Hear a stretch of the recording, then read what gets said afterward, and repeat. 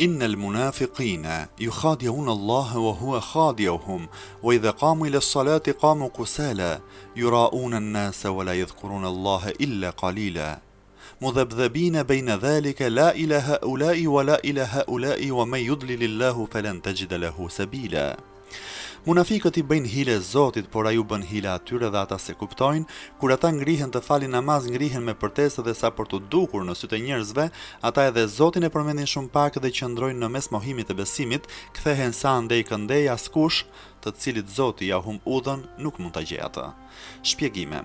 Munafikët i bëjnë hile Zotit, do me thënë ata mundohen të mashtrojnë Zotin me veprime dhelparake, por ata nuk e kuptojnë se ai mashtron ata, u jep ndëshkimin e merituar për veprat e tyre, ai u haruan atyre pasurinë e shpirtit në dynja, por në ahiret do t'u jap atyre ndëshkimin.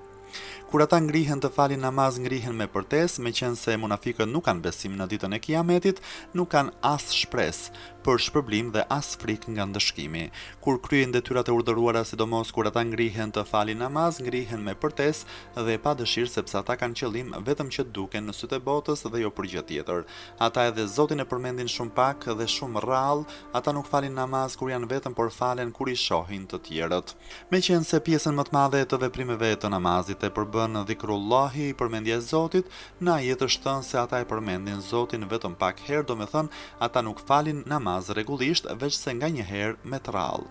Ata qëndrojnë në mes mohimit e besimit, kuptimi, janë të habitur dhe nuk zënë vend, ose si i thon fjalës nuk lidhen për një kunj.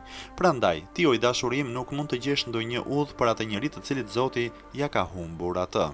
Ja eyyuhalladhina amanu la tattakhidhul kafirina awliya'a min dunil mu'minin aturiduna an taj'alu lillahi alaykum sultanan mubina.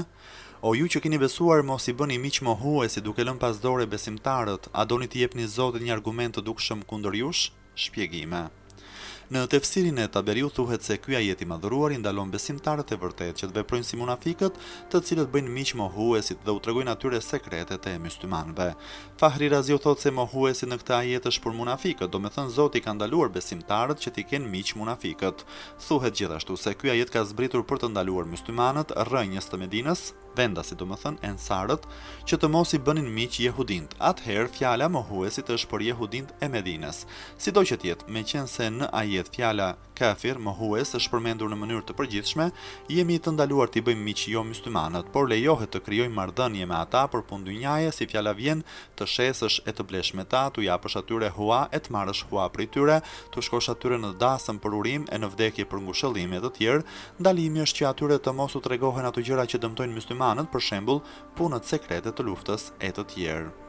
Innal munafiqina fi ad-darkil asfali minan nar. ولن تجد لهم نصيرا إلا الذين تابوا وأصلحوا واعتصموا بالله وأخلصوا دينهم لله فأولئك مع المؤمنين وسوف يؤتي الله المؤمنين أجرا عظيما. Pa dyshim munafikët do t'jenë në fundin e xhehenemit dhe ti nuk do t'gjesh për ata asnjë që t'i ndihmoj, kurse ata që bëjnë teube, përmirësojnë moralin dhe mbështeten në Zotin, janë së bashku me besimtarët e vërtet, Zoti do t'u japë së shpejti besimtarëve një shpërblim të madh. Shpjegime. Ky ajet i madhëruar tregon qartë se dy fytyrakët, munafikët, ata që besojnë për t'i par bota, e kanë dëshkimin më të rrept se sa ata që e thon hapur mos besimin e tyre, sepse munafikët bëjnë edhe tradhti të mëdha, duke u treguar armiqve sekretet e luftës. Në ajet janë përjashtuar nga ndëshkimi. 1.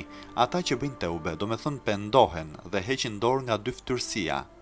2. Ata që e përmirësojnë moralin, do me thënë bëjnë punë të mira. 3. Ata që mbështeten në Zot, do me thënë heqin dorë nga punët e liga dhe futen në rrugën e punëve të mira për të fituar kënaqësinë e Zotit dhe jo se u kërkon interesi i kohës. 4. Ata që e kanë fen të çiltër, vetëm për Zotin, do me thënë nuk kanë qëllim tjetër në punët e fesë përveç qëllimit të pastër të adhurojnë Zotin e vërtet.